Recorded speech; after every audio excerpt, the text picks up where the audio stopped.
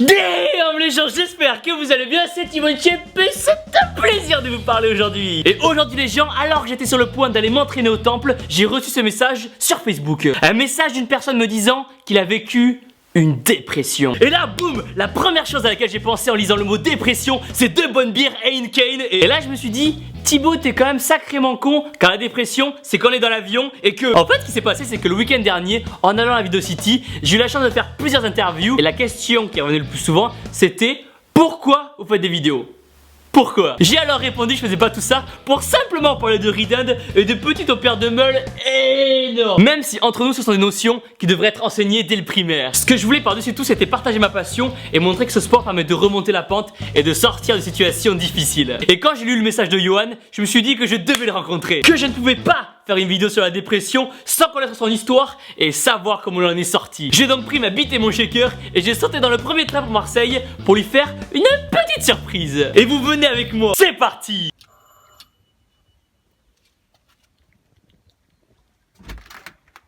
Damn Johan!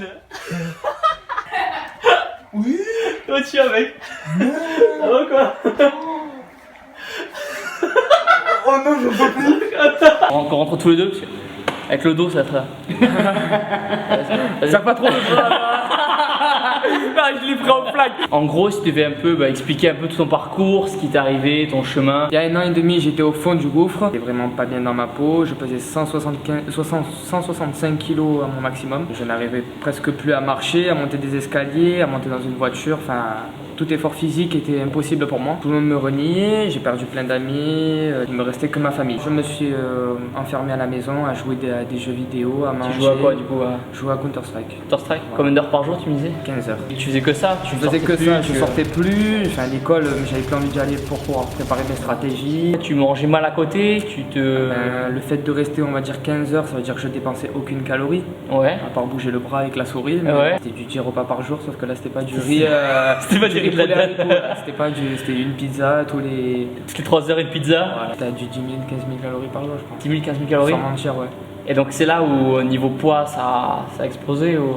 Une grosse alerte, ça a été mon cœur. Je m'en souviens, j'ai essayé de monter un escalier. Ouais. J'ai eu un gros pincement au cœur. Le docteur il m'a dit c'est simple, tu as une solution, c'est de perdre du poids. J'ai essayé, j'ai fait du cardio, mais c'était complètement impossible. 165 kilos, c'était la grosse misère. Je soulevais le t-shirt, ouais. Voilà, je me voyais gros, ça me faisait pleurer. Mais ça me faisait pleurer d'un sens où j'étais très énervé. D'accord. Mais très énervé de me laisser faire en fait. Il y a ma mère, elle m'a pris entre 2 yeux, elle m'a dit Johan, je t'inscris dans une salle de sport. Je rencontre mon coach qui est derrière, ouais. Et qui m'a dit je vais te faire changer. Bah tu sais, regarde la position là. Trouvé là.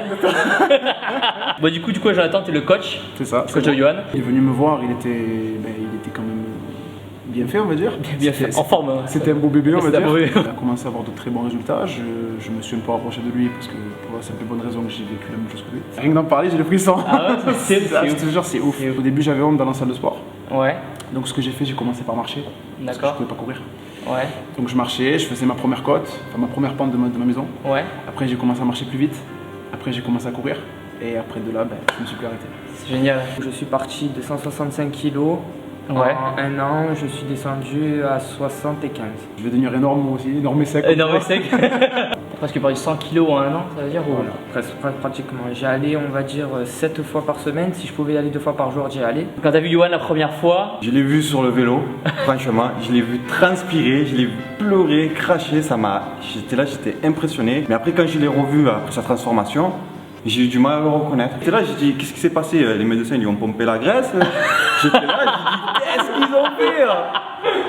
Non mais pour de vrai, non mais quand tu vois quelqu'un comme ça et du jour au lendemain, tu te dis, tu le vois incurant, tu te dis j'ai raté un épisode, c'est pas possible. Et là je me suis dit, Johan, maintenant vu que tu as, on va dire, assez perdu, remuscle-toi. Au début je l'ai pas reconnu, mais après j'ai dit oui c'est lui, oui, avec 5 kilos en moins, je dis voilà, magnifique, il est beau. S'il y a des jeunes en surpoids, franchement, respect. Respect. Quand tu regardes une photo de toi donc il y a quelques années, quoi tu penses en fait? Je me suis dit pourquoi je me suis laissé faire ça, m'infliger ça. Tout ce qui est photo on va dire où j'étais en surpoids, j'ai pas pu en garder une seule. Je pense qu'il doit en avoir une, ouais. Je suis tombé dessus, j'ai pleuré pendant 1 heure. C'est vrai. Ça m'a vraiment fait drôle. En fait c'est vraiment l'impression de se dire c'est pas la même personne. c'est pas toi. J'ai retrouvé ma copine. Ouais, Je suis avec maintenant depuis 1 an. ça se passe bien. Impeccable. Elle est gentille. Oui. Elle squatte. Garde-la. Ben, les premiers résultats, ils se sont vus au bout d'un mois. Hein. Dans un mois, t'as vu, donc. Au bout d'un mois, j'ai perdu une dizaine de kilos, donc je me suis dit waouh, je me suis dit ça marche quoi. Ouais. Pourtant, je faisais que marcher, je courais pas, je faisais de la marche rapide ou de la marche en côte. Pas de riz. Pas de riz au début, ouais. Je préférais éviter. Par contre, quand j'ai commencé à devenir très maigre, Ouais, je la- me suis dit la- faut que je commence le riz laden. Le ridad. Imagine une personne qui vit la même chose que toi actuellement et qui regarde cette caméra. Qu'est-ce que tu pourrais lui dire justement pour l'encourager et pour lui dire de se reprendre en main? Ben, déjà, la première chose que je te dis, c'est vraiment bouge-toi. Parce que plus tu mettras de temps, et plus ça sera dur à changer. Deuxième chose, c'est vraiment la motivation, trouve-la. Moi, c'est très simple. Je vais vous dire quelque chose que je dis à tous mes poulets, que je dis à tout le monde que je rencontre, qui me dit comment tu as fait, qu'est-ce que tu as fait. C'est tout simplement de vous donner un objectif, de ne pas le lâcher, de vous y tenir. Vraiment, trouve ta motivation et celle-là, tu la garderas et après, tu auras tes transformations. De nouveau un objectif sur plusieurs années, pas sur une semaine, pas sur un mois. Soyez patient. Il suffit juste d'y croire, de s'entourer de personnes qu'on aime, d'aimer ce qu'on fait. Et tout simplement, D'y croire. d'y croire et d'être énorme et sec. C'est des belles phrases.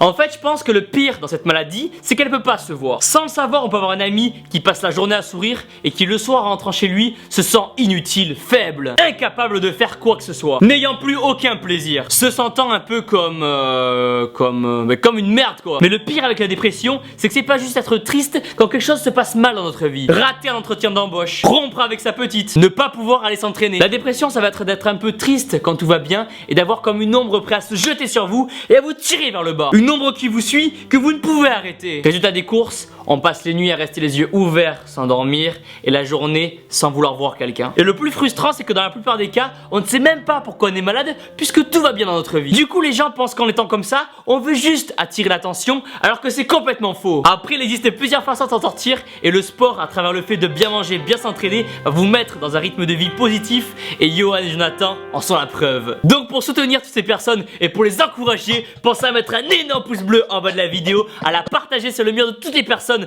qui ont besoin de motivation. Dites-leur qu'elles sont pas seules, qu'on est une équipe, que tout va bien se passer et que derrière tout ça, il y a quelque chose de beau. Si vous avez vous aussi vécu une dépression, pensez à tout écrire en commentaire. Je suis sûr que vous pouvez aider énormément de personnes. Moralité, faites attention si comme Johan vous écrivez sur ma page, à tout moment je peux me retrouver chez vous. Pouce bleu, abonnez-vous et surtout n'oubliez pas que...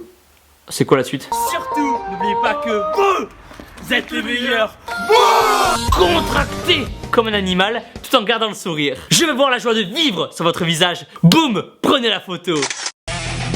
Voilà, ayez l'air le plus dégoûté possible de la vie.